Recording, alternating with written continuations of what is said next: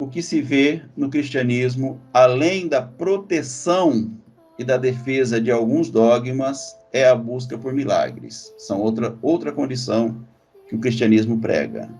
Tem aqueles que são do lado dos dogmas e agora tem aqueles que são do lado dos milagres. Uma pessoa que só lê o Antigo Testamento, Moisés abre o Mar Vermelho, Sansão fere 1000 homens com uma queixada de jumento. Aí Elias fica um tempo sendo alimentado por uma viúva. Eliseu tira do mato 2 ursas para comer as crianças. Naamã é curado da lepra. Só vai lendo a Bíblia pelo viés do prodígio e do milagre. Não estou negando nenhum prodígio, tá, irmãos? Eu não estou negando. Nem é isso o meu objetivo nessa mensagem. Eu não estou aqui para negar. Eles estão lá, estão na história. Mas se isso for a minha inspiração, se isso for o meu sentido de ver a palavra, se isso for o sentido de vida para mim, né?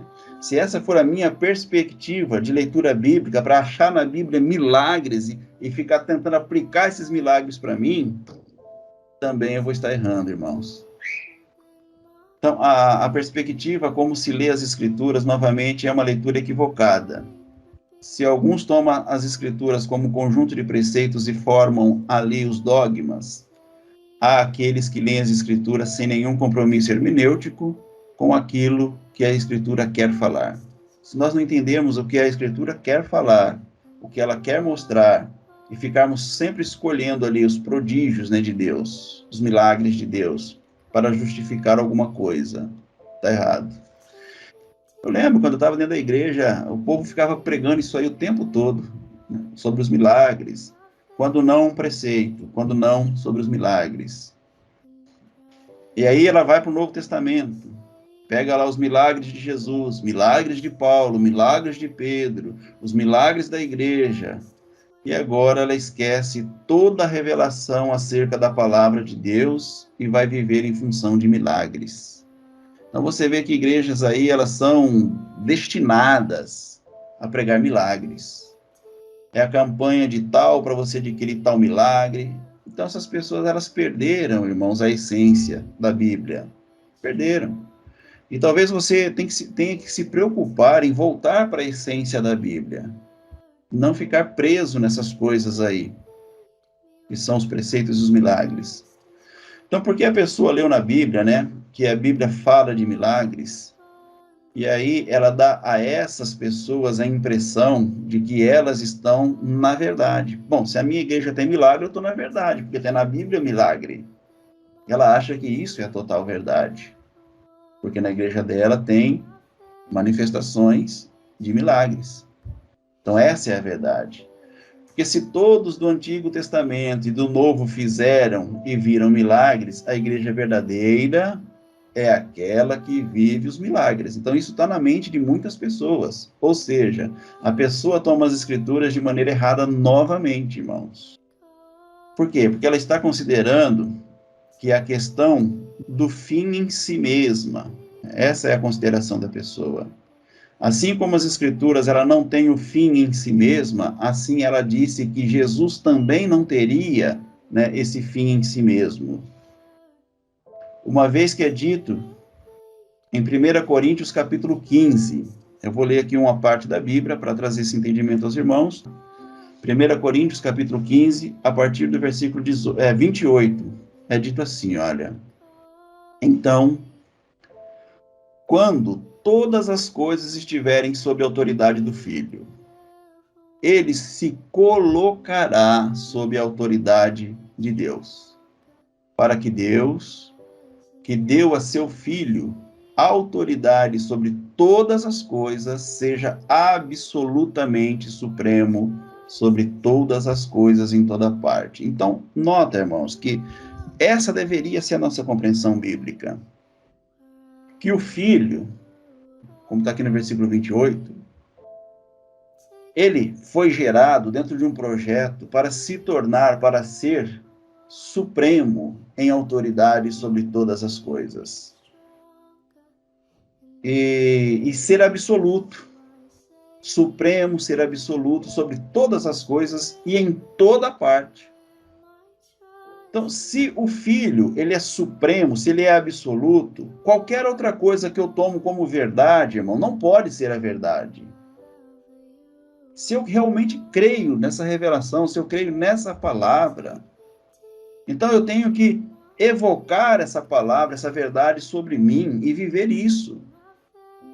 O que é a verdade, irmão Arlindo? Mas qual verdade que você procura? A verdade dos preceitos? A verdade dos milagres? Qual que é a verdade que você procura? Depende do que é a verdade para você. Porque a verdade de Deus, ela é o Filho. Essa é a verdade de Deus. E ela é absoluta. Ela é suprema. O Filho finalmente entregará o reino ao Pai. É lógico, né, irmãos? É no plano da obra. Isso aqui é no plano da obra. Não a pessoa de Cristo.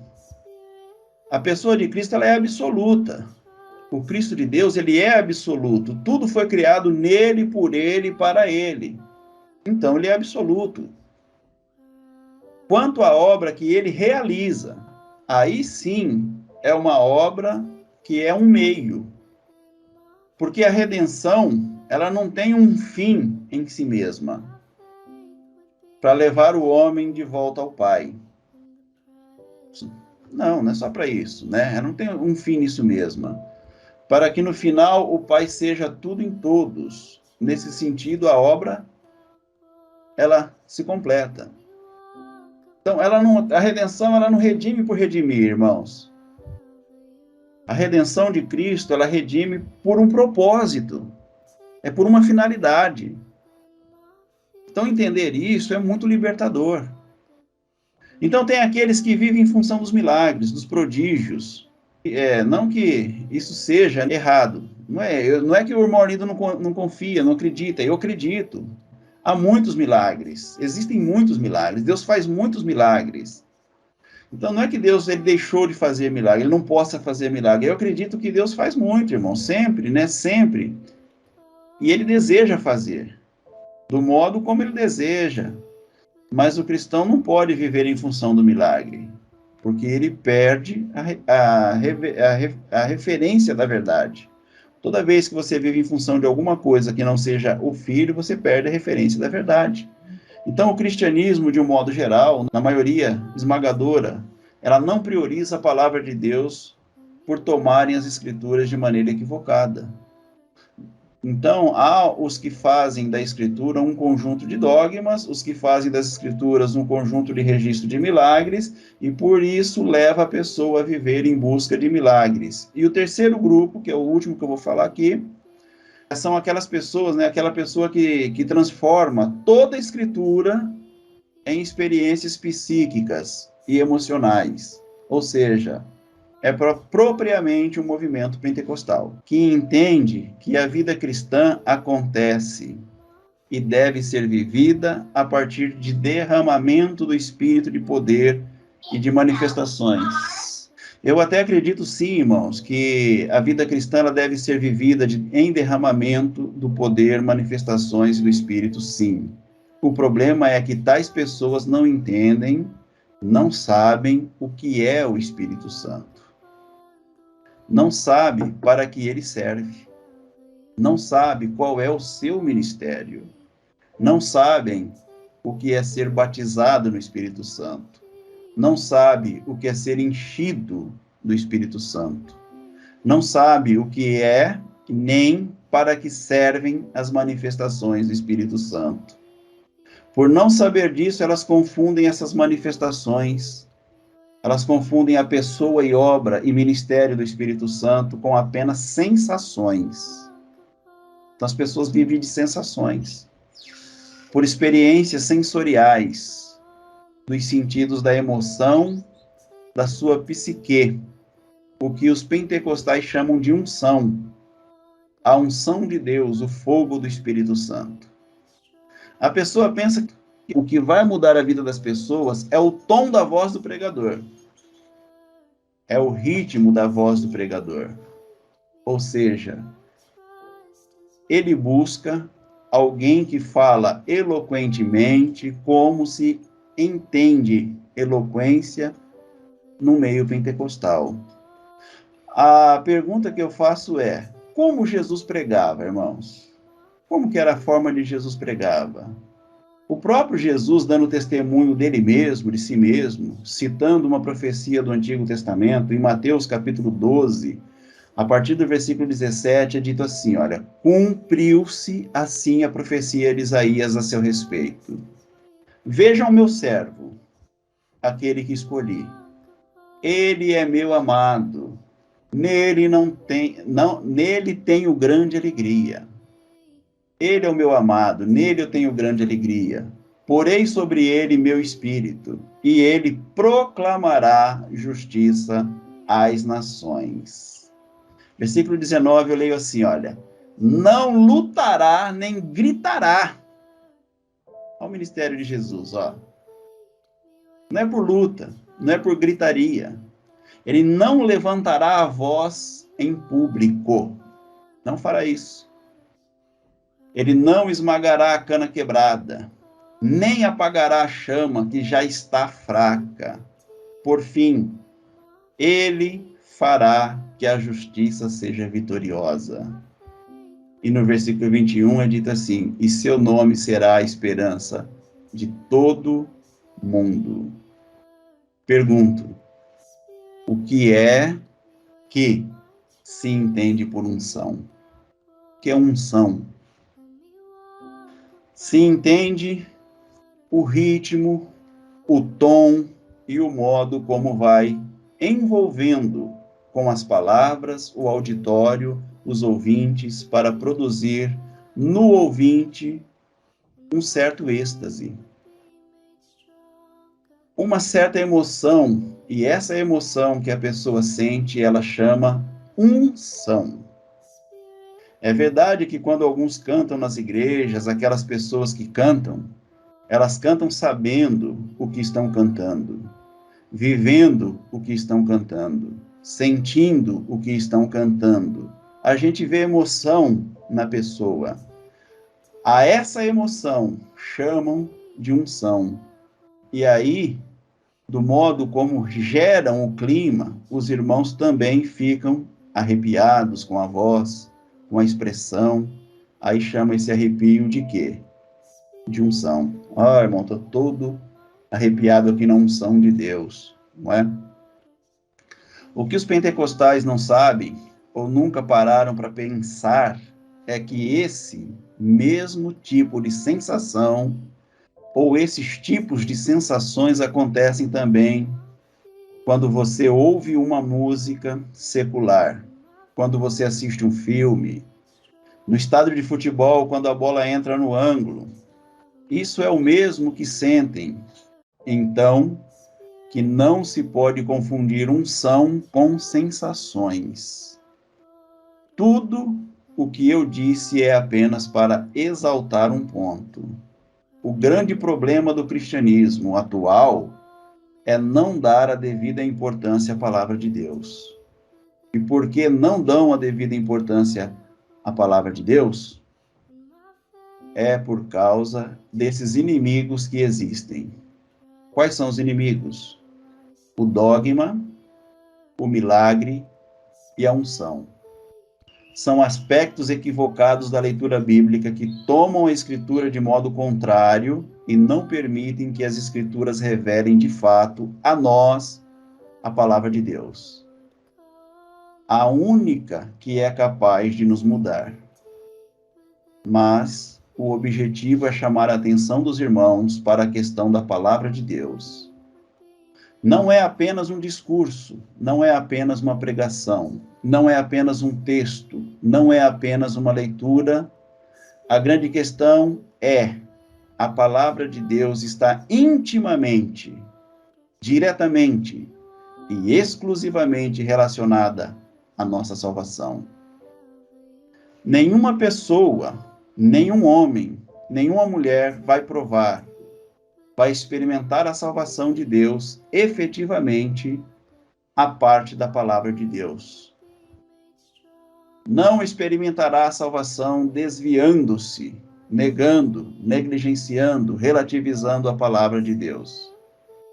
Tanto é que quando o Cristo de Deus saiu a semear, e nós temos que entender que ele semeia a palavra do reino nos corações, com vistas a que o reino de Deus seja gerado no coração daquele que recebe a palavra.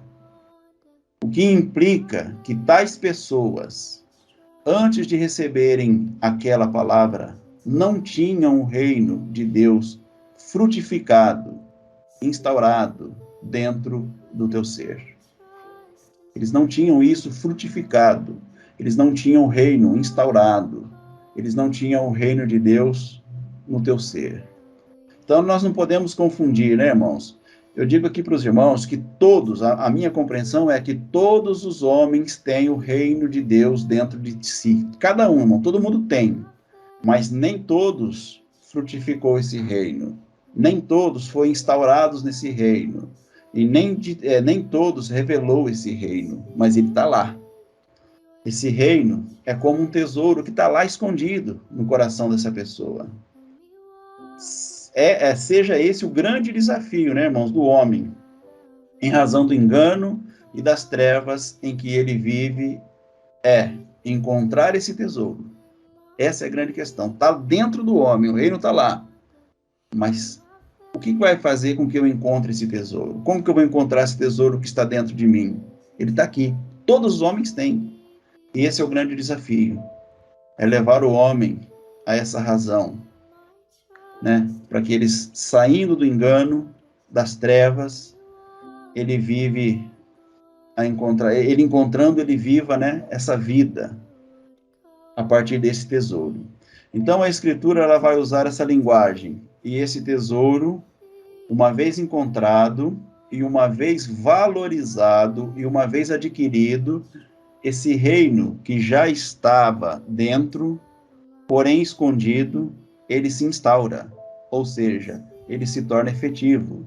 Ou seja, agora esse reino de Deus, ele passa a ser não somente uma verdade, mas uma realidade espiritual.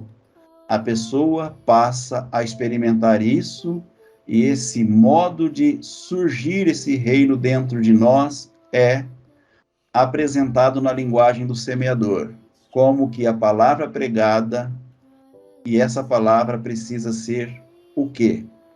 Essa palavra precisa ser frutificada.